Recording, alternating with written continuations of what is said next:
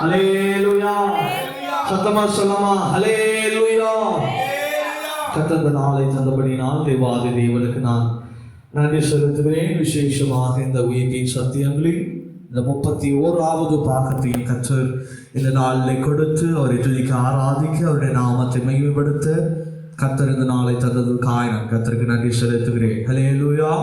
இந்த உயிர்ப்பின் சத்தியங்களிலே கிட்டத்தட்ட நாம விசுவாசமும் தைரியமும் என்று தலைப்பிலே இந்த 8வது வாரத்திலே நம்ம வந்திருக்கிறோம். கிட்டத்தட்ட 2 மாதங்களாகவே இந்த விசுவாசமும் தைரியமும் என்ற தலைப்பின் காரியங்களிலே கர்த்தர் நம்மோடு இடைப்பட்டு கொண்டிருக்கிறார், நம்மோடு அவர் பேசி கொண்டிருக்கிறார். இந்த விசுவாசமும் இந்த தைரியத்தின் காரியத்துக்குள்ள நம்ம ஆண்டவரோடு விசுவாசம் மாத்திரம் இருக்கிறதல்ல, விசுவாசத்தோடு கூடிய தைரியமும் நமக்கு காணப்பட வேண்டும் என்று சொல்லி கர்த்தர் கிட்டத்தட்ட 2 மாதங்களாக இந்த ஒரே தலைப்பின் மூலமாக ஆண்டவர் நம்மோடு இடைப்பட்டு கொண்டிருக்கிறார். ஹல்லேலூயா. இந்த வாரமும் தொடர்ச்சியாக இந்த விசுவாசமும் இந்த தைரியமும் கர்த்தர் நம்மோடு இடைப்படுவாராக, நம்மோடு பேசுவாராக. எடுத்து வாசிக்கலாம். யோவான் எழுதின சுவிசேஷ புத்தகம் 6ஆம் அதிகாரம் அதனுடைய 27ஆம் வசனத்தை ஒருவர் வாசிக்க கேட்போம். யோவான் எழுதின சுவிசேஷ புத்தகம் 6ஆம் அதிகாரம் அதனுடைய 27ஆம் வசனத்தை வாசிக்க கேட்போம்.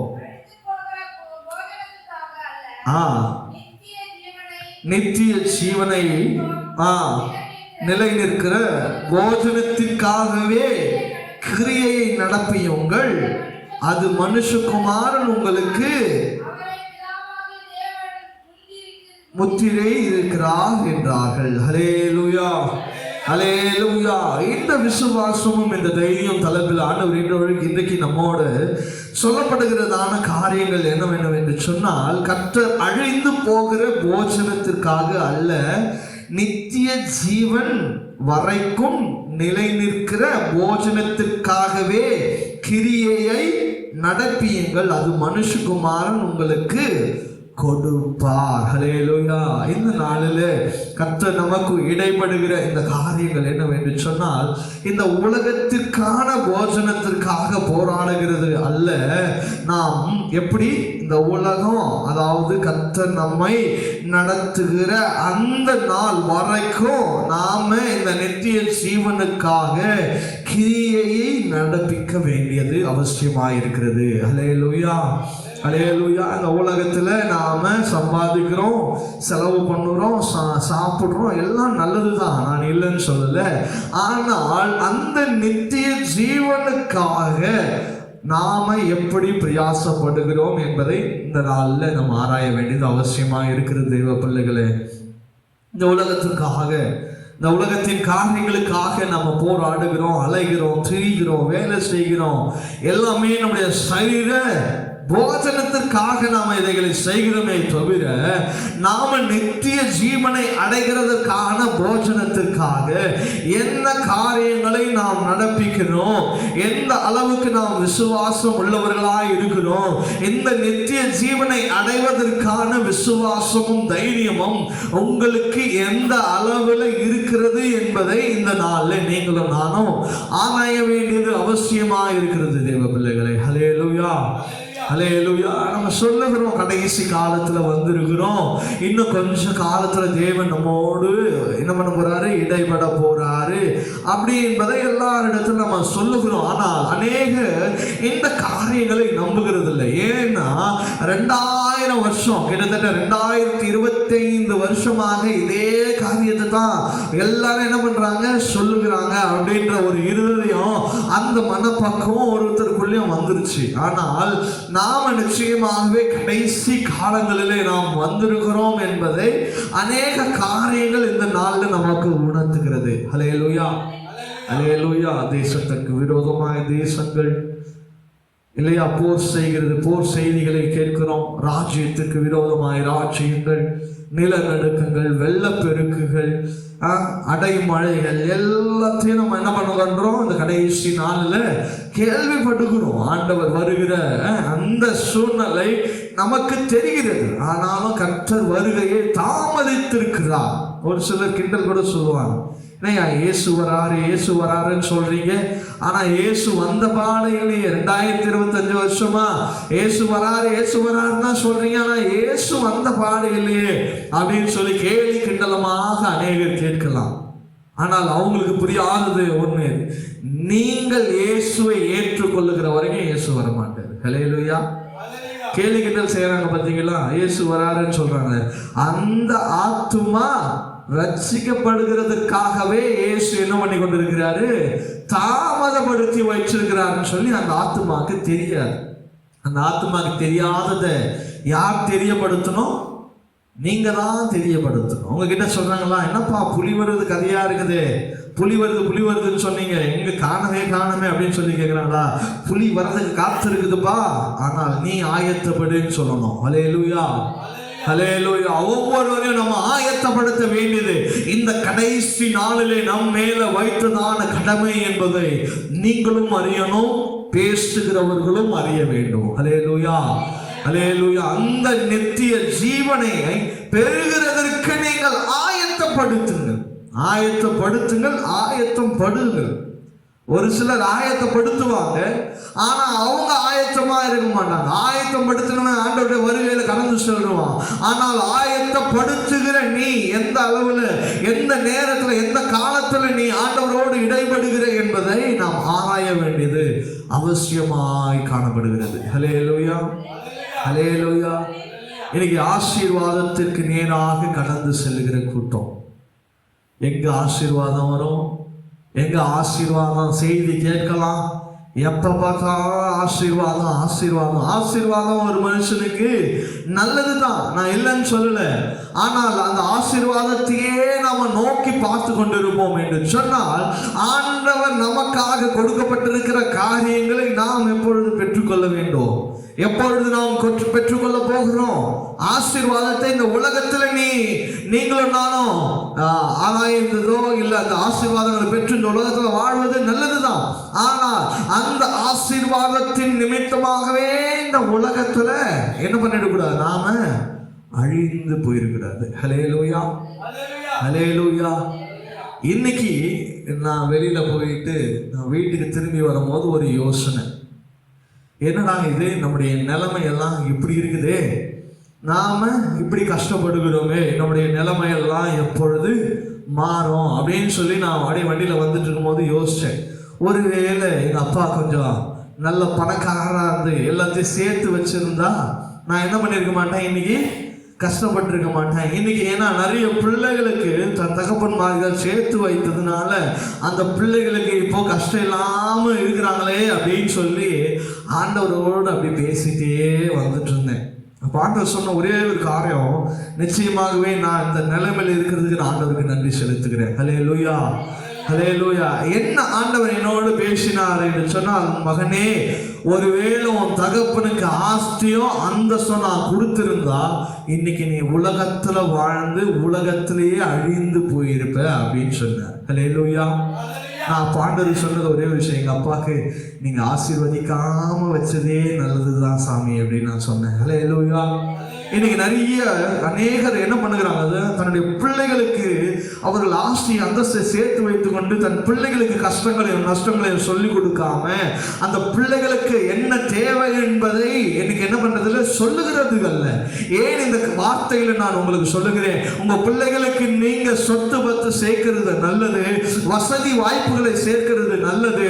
ஆனால் உங்கள் பிள்ளைகளுக்கு நீங்கள் நித்திய ஜீவனை சேர்த்து வைக்கிறீர்களா? உங்க பிள்ளைகளுக்கு நித்திய ஜீவன் என்றால் என்ன என்பதை கற்றுக் கொடுக்கிறீங்களா என்பதில் மிகவும் அவசியமாய் காணப்படுகிறது இந்த நாள்ல. ஹல்லேலூயா ஹல்லேலூயா. இன்னைக்கு நான் வரும் பொழுது ஒருத்தருடைய டிஷர்ட்ல நான் பார்த்தேன், அதாவது கடவுள் பயம் ரொம்ப முக்கியம் அப்படின்னு சொல்லி அந்த வார்த்தையை ஆங்கிலத்தில் அவர் எழுதி வச்சிருந்தார். God's fear must அப்படின்னு சொல்லி போட்டிருந்தார். இன்னைக்கு இந்த தேவ பயம் இல்லாததுனாலதான் இன்னைக்கு உலகத்துல அநேகர் அழிந்து கொண்டிருக்கிறாங்கன்னா ஏதோ வயசானவங்க அழிந்து கொண்டிருக்கிறாங்க இல்ல, இன்னைக்கு சிறு பிள்ளைகள் அழிந்து கொண்டிருக்கிறது, வாலிப பிள்ளைகள் அழிந்து கொண்டிருக்கிறது, திருமணம் ஆகாத பிள்ளைகள் அழிந்து கொண்டிருக்கிறாங்க. இன்னைக்கு திருமணத்துக்கு முன்பாகவே தன்னுடைய வாழ்க்கையில எல்லா காரியங்களையும்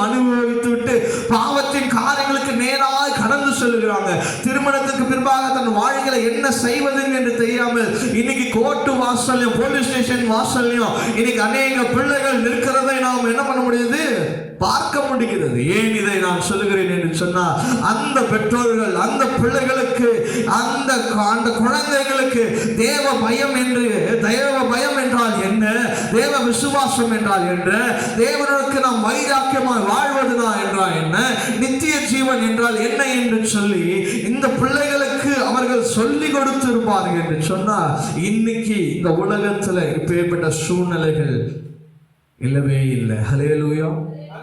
இன்னைக்கு நம்ம நினைச்சு கொண்டிருக்கிறோம், இந்த உலகத்துல அநேக வேற்று மதத்துல தான் இன்னைக்கு டைவர்ஸ்க்காக நின்று கொண்டிருக்கிறாங்க. இல்ல, இன்னைக்கு கோர்ட்டு வாசல்ல போலீஸ் ஸ்டேஷன் வாசல்ல நிற்கிறது அநேக கிறிஸ்துவ பிள்ளைகள். ஹல்லேலூயா, ஹல்லேலூயா.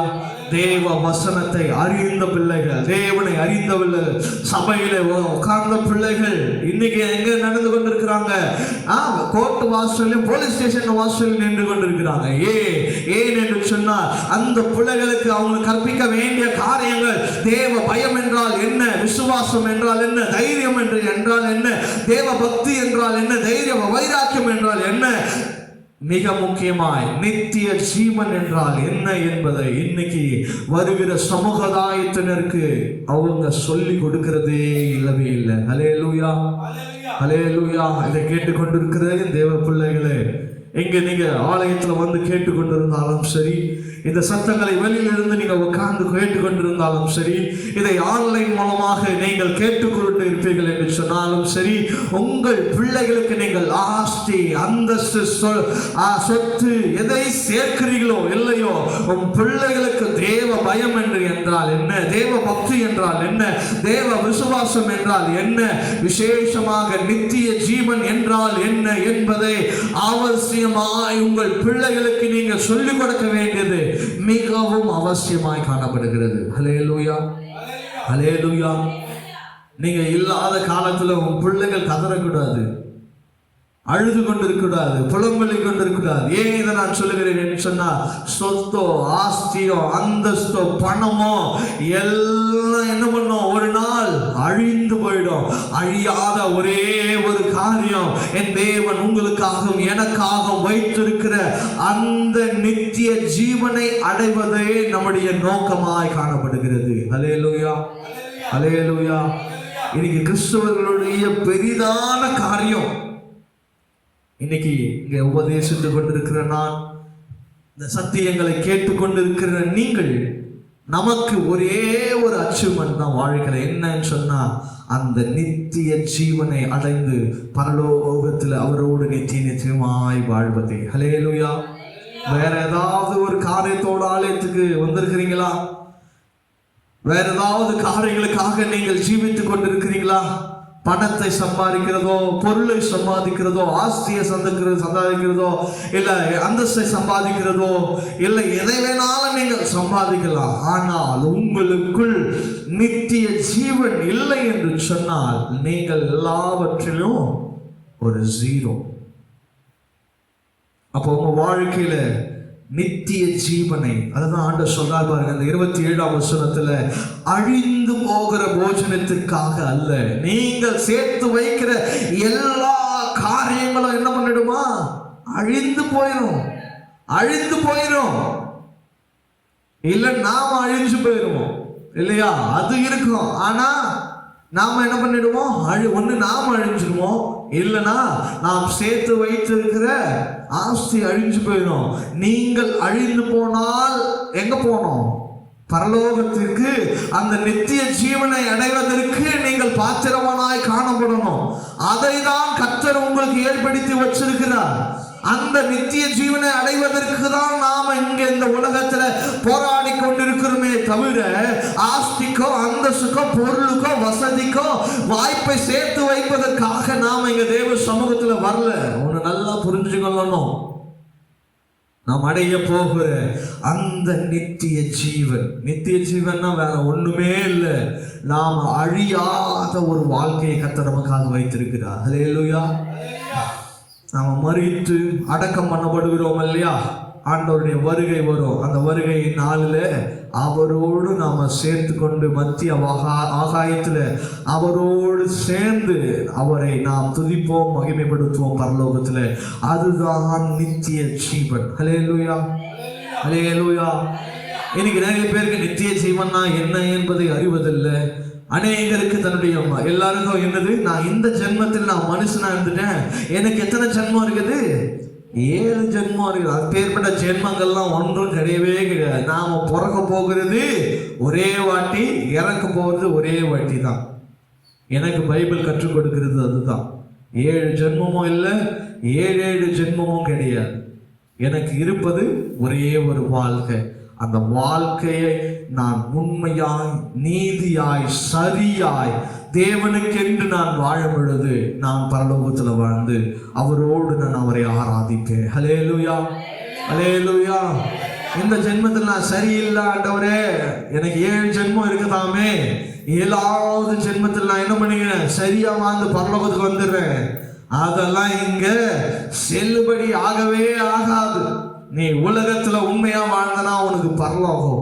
உலகத்துல கேடுபாடான காரியங்களை செய்து கொண்டு, உலகத்திற்கு ஒத்த வேஷம் சரித்து கொண்டு, உலக ஆசையில விழுந்து கொண்டு, உலக சிநேகத்தோடு இழுக்கப்பட்டு, ஆஸ்தினாலும் அந்தஸ்தினாலும் தேவனை மறந்து உலகத்திலே அழிந்து நாசமற்று போட்டோனா நமக்காக வைக்கப்பட்டிருக்கிற அந்த நித்திய ஜீவனை நாம் பெற்றுக்கொள்ள முடியாது. ஹல்லேலூயா.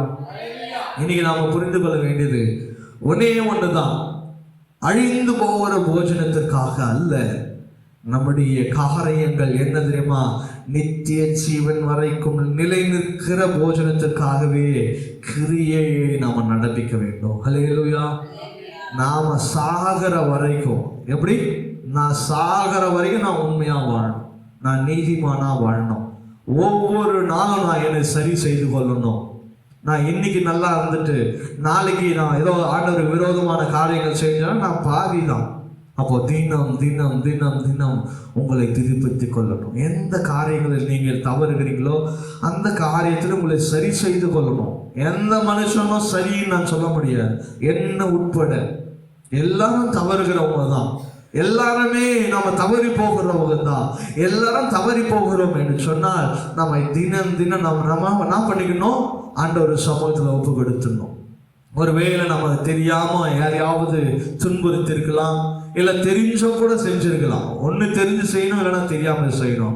ஆண்டவர் சமூகத்தில் நம்ம உட்காரும் பொழுது, இரவு நேரத்தில் உட்கார்ந்து செபிங்க. ஆண்டவரே, இன்னைக்கு என்னுடைய செயல்பாடுனால நான் யாரையாவது துன்புறுத்திருந்தேனா, யாரையாவது கஷ்டமாக பேசியிருப்பேனா, ஒருவேளை தெரிந்தோ தெரியாமல் ஏதாவது நான் என்னை அறியாமல் செய்திருப்பேனா, என்னை என்ன பண்ணுங்க, மன்னிங்க, என்னை சுத்திகரிங்க, என்னை பரிசுத்தமாக்குங்க அப்படின்னு சொல்லி தினம் தினம் தினம் தினம் இரவு ஜபித்து உங்களை புதிதாக்கி கொள்ளுங்க. அதே போல காலையில எந்திரிக்கும் பொழுது, ஆண்டவரே, நான் யாருக்கு விரோதமாய் நான் பேசக்கூடாது, இன்னைக்கு எல்லாமே நான் சரியாய் செய்யணும், நான் ஒழுங்காய் நடந்து கொள்ளணும், நீ கற்பித்த கற்பனைகளின்படி நான் நடக்கணும், உன் சத்திய வசனங்கள் என்ன சொல்லுகிறதோ அதன்படி நான் நடக்கணும், ஒருவரையும் நான் தீங்கா பேசிடக்கூடாது, தீங்காய் நடந்துடக்கூடாது, ஒருவருடைய இருதயத்தை நான் என்ன பண்ணிடக்கூடாது, கடினப்படுத்திடக்கூடாது. நம்முடைய காரியங்கள் இதுவாக இருக்கணும். இதுதான் நம்மளுடைய ஜீவியமா இருக்கணும். இப்படி நீங்க வாழ்ந்தீங்கன்னு சொன்னா நிச்சயமாகவே நீங்கள் நித்திய ஜீவனை பெற்றுக்கொள்ள முடியும். ஹல்லேலூயா, ஹல்லேலூயா. உங்களுக்காக கொடுக்கப்பட்டிருக்கிற இந்த வாய்ப்பை நீங்கள் சரியாய் பயன்படுத்திக் கொள்ள வேண்டும். அதுதான் ஆண்டவர் உங்களை சபைகளிலே நாட்டி இருக்கிறார், சபைகளுக்கு கொண்டு வருகிறார். எதுக்கு கொண்டு வருகிறார்னா, உங்களை சரி செய்து, உங்களை உறுதி செய்து கொண்டு, நீங்க இதெல்லாம் செஞ்சாலே போதும், உங்களுக்கான தேவையான காரியங்களை கர்த்தர் உங்களுக்கு கொண்டு வந்து சேர்ப்பார். ஹல்லேலூயா, ஹல்லேலூயா. எலியாவை பாருங்களேன், ஆண்டவருக்காக அவன் இறங்கிட்டான், ஆண்டவருக்காக செய்யணும்னு இறங்கிட்டான். அப்படிதான் ஆண்டவருக்காக அவன் இறங்கின பொழுது அவனுக்கு என்ன உதவி வேணுமோ அவனுக்கு ஆண்டவர் என்ன பண்ணாரு, உதவியை செய்வான். நீங்க கூட ஆண்டவருக்காக நீங்க வாழ்ந்து பாருங்க, உங்களுக்கு உதவி எங்கிருந்து வருகிறது என்பதை நீங்கள் அறிந்து கொள்ளவே முடியாது. ஹல்லேலூயா. ஆனால் நீங்கள் வேண்டிக் கொள்கிற காரியங்களை கர்த்தர் செய்வார். நீங்க உண்மையாய் ஜீவிக்கும் பொழுது, உண்மையாய் வாழும் பொழுது, விசுவாசத்தை காத்துக்கொள்ளும் பொழுது, விசுவாசமும் தைரியத்தோடு கூட அந்த நித்திய ஜீவனைக்காக நான் ஓட்டத்தை ஓடணும். என்னது? நித்திய ஜீவனை பார்த்து நம்ம ஓடிக்கொண்டே இருக்கணும். என் வாழ்க்கை அதை பார்த்து தான் நான் நடந்து போகணுமே தவிர அந்த பக்கம் எந்த பக்கம் சாய்ந்திருக்கூடாது. உலக ஸ்நேகத்தினால சாய்ந்திருக்கூடாது, உலக ஆசையினால சேர்ந்துடக்கூடாது, உலக இச்சையினால நம்ம சேர்ந்துடக்கூடாது, உலக அன்பினால நம்ம சாய்ந்திருக்கூடாது. இங்கே இப்பொழுது கேட்டு பாருங்களேன், இந்த உலகத்துல எப்ப பார்த்தாலும் என்ன செய்தி, இன்னைக்கு செய்தி வாசம்னா என்ன? எல்லாமே அருவருப்பான செய்திகள், தேவனுக்கு பிரியமான காரியங்கள் எங்குமே நடக்கிறது இல்லை. இப்பேற்பட்ட செய்திகள் எதை குறிக்கிறது என்று சொன்னா, ஆண்டவர் மிக மிக மிக சமீபமாய் வருகிறார். அல்லேலூயா. நான் நிச்சயமாய் சொல்ல முடியும், உறுதியாய் சொல்ல முடியும், நம்முடைய ஆண்டவருடைய வருகை மிகவும் சமீபமாய் இருக்கிறது. உங்களை ஆயத்தப்படுத்திக் கொள்ளுங்க, உங்களை தகுதிப்படுத்திக் கொள்ளுங்க. அந்த நித்திய ஜீவனை நோக்கி நாம் ஓடும் பொழுது நிச்சயமாகவே கர்த்தர் நமக்காக வைத்திருக்கிற அந்த காரியங்களை நாம் பெற்றுக்கொள்ள முடியும். வாசிக்கலாமா? கொலோசியர் 2ஆம் அதிகாரம், கொலோசியர் 2ஆம் அதிகாரம் அதனுடைய 3ஆம் வசனத்தை வாசிக்க கேட்போம். கொலோசியர் 2ஆம் அதிகாரம். அவருக்குள் ஞானம், அறிவு என்பவைகள் ஆகிய பொக்கிஷங்கள் எல்லாம் அடங்கி இருக்கிறது. யாருக்குள்ள இருக்கிறது? ஆண்டவருக்குள்ள இருக்கிறது. நாம என்ன பண்ணக்கூடாது? அந்த காரியங்களை பெற்றுக்கொள்கிறவர்களாய் காணப்படணும். அந்த 4ஆவது வசனம் சொல்றது பாருங்க, ஒருவனும் நயவசனிப்பினாலே உங்களை வஞ்சியாதபடிக்கு இதை சொல்கிறேன். அப்போ அவருக்குள்ள இருக்கிற ஞானத்தையும் அறிவையும் பொக்கிஷங்களும் அடங்கி இருக்கிறது. அதை பெற்றுக்கொள்ளுங்க. அதை பெற்றுக்கொண்டீங்கன்னா தான் உங்களுக்கு ஆண்டவர் போதிப்பார். தம்பி, உனக்கு நான் ஞானத்தை கொடுத்திருக்கிறேனே, அதன்படி நீ நட, அதன்படி ஜீவி. ஏன்னா நீ ஒருவேளை உலக காரியங்களுக்கு நீ இழுக்கப்பட்டனா, வஞ்சிக்கப்பட்டனா, நீ என்ன பண்ணிடுவே? ஒன்றும் இல்லாம போயிடுவ. அதனால நான் ஞானங்களையும் அறிவையும் பொக்கிஷங்களையும் உனக்கு கிஃப்டா வச்சிருக்கிறேன். அந்த கிஃப்டை நீ என்ன பண்ணு? பெற்றுக்கொள். ஹல்லேலூயா, ஹல்லேலூயா. நமக்கு எல்லாருக்குமே தெரியும், ஆண்டவர் சாலமோன் கிட்ட கேட்கிறார், எப்பா உனக்கு என்ன சாமி வேணும் அப்படின்னு கேட்கிறார். ஆண்டவரே, எனக்கு எதுவும் வேணாப்பா, எனக்கு ஞானத்தை மாத்திரம் கொடுங்கன்னு சொல்லி கேட்டான். ஹல்லேலூயா. ஒருவேளை சாலமோன், ஆண்டவரே எனக்கு ஆஸ்தி கொடுங்கப்பா, நான் ராஜாவா இருக்கிறேன், எனக்கு அந்தஸ்து கொடுங்கப்பா, எனக்கு நிறைய படை பலம் கொடுங்கப்பா, யானை பலம் கொடுங்கப்பா, குதிரை பலம் கொடுங்கப்பா, ஆட்கள் பலம் கொடுங்க, நான் யார போராடினாலும் சண்டை போட்டாலும் நான் என்ன பண்ணணும்? ஜெயிச்சிடணும் அப்படின்னு சொல்லி கேட்டிருந்தாலும் ஆண்டவர் என்ன பண்ணிருப்பாரு? கொடுத்திருப்பார். ஆனால் அவன் ஆண்டவர்கிட்ட கேட்டது ஒரே ஒன்று, ஆண்டவரே எனக்கு எதுவும் வேணாம், எனக்கு என்ன கொடுங்க? ஞானத்தை கொடுங்க. நல்லா கவனிங்க, அவன் எதை கேட்டானோ அதை ஆண்டவர் கொடுத்தார். ஹல்லேலூயா. ஏன்னா அவன் ராஜாவா இருக்கிறான். இன்னைக்கு சாலமோனை போல இந்த உலகத்துல ஒருவனும் ஞானவானா இல்லை என்பதை இன்றைக்கு பைபிள் சொல்லுகிறது. இதற்கு முன்பாகவும் சரி, அவனுக்கு பின்பாகவும் சரி, அவனுக்கு அப்புறமாகவும் சரி, அவனுக்கு முன்னாடியே சரி, யாரும் அவனை போல ஞானவானா இந்த உலகத்துல என்ன பண்ணல? வாழவே இல்லை. ஏன்னா அவன் ஆண்டவர்கிட்ட இருந்து என்னதை கேட்டான்? ஞானத்தை கொடுத்தான். ஒருவேளை பொக்கிஷங்களையும் பொருளையும் தேவ சமூகத்திலிருந்து கேட்டிருப்பான் என்று சொன்னா வசனம் இப்படியா எழுதப்பட்டிருக்கும், சாலமோனை போல அந்தஸ்து உள்ளவன் எவனும் இல்லை, சாலமோனை போல இந்த உலகத்தில் ஆஸ்தி உள்ளவன் இல்லை என்று சொல்லி வேதாகமத்தில் எழுதப்பட்டிருக்கும். ஆனால் அதற்கு மாறாக எதை எழுதியிருந்தது? அவனை போல இந்த உலகத்தில் எவனும் ஞானவான் இல்லை என்று சொல்லி வசனம் நமக்கு காண்பிக்கிறது. ஹல்லேலூயா, ஹல்லேலூயா, ஹல்லேலூயா. அப்ப ஆண்டவர்கிட்ட என்ன இருக்கிறது? ஞானமும் இருக்கு, அறிவு இருக்குது. அந்த பொக்கிஷங்களை பெற்றுக்கொள்ளுகிறவர்களா, ஞானம் அடைகிறவர்களா, அந்த காரியங்களை பெற்றுக்கொள்ளுகிறவர்களாய் நாம காணப்பட வேண்டியது மிகவும் அவசியமா இருக்கிறது. தேவ பிள்ளைகளே, கர்த்தரிடத்திலிருந்து கேட்கும் பொழுது எல்லா காரியங்களையும் சரியா கேளுங்க, ஞானமாய் கேளுங்க, உறுதியாய் கேளுங்க. கர்த்தரிடத்துல என்ன காரியங்களை நீங்க கேட்கிறீங்களோ அந்த காரியத்தை அவர் செய்ய வல்லவராய் இருக்கிறார். தேவன் தாமே இந்த வார்த்தைகளை ஆசீர்வதிப்பாராக.